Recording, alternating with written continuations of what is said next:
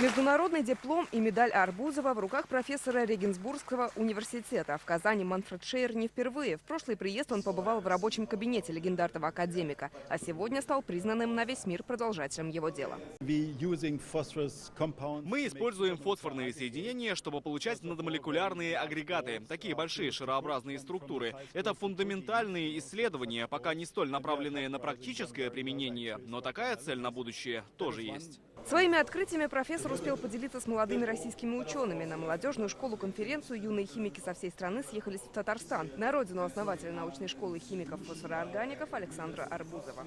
Казань является историческим важным городом, в котором в середине 19 века возникла научная школа, давшая миру целую плеяду замечательных ученых, таких как Карл Клаус, Николай Зимин, Александр Бутлеров и многие другие. Награду академика Арбузова за 20 лет существования премии получили 12 мировых ученых, среди которых двое россиян. Одним из них в 1997 году стал и казанец Аркадий Пудовик.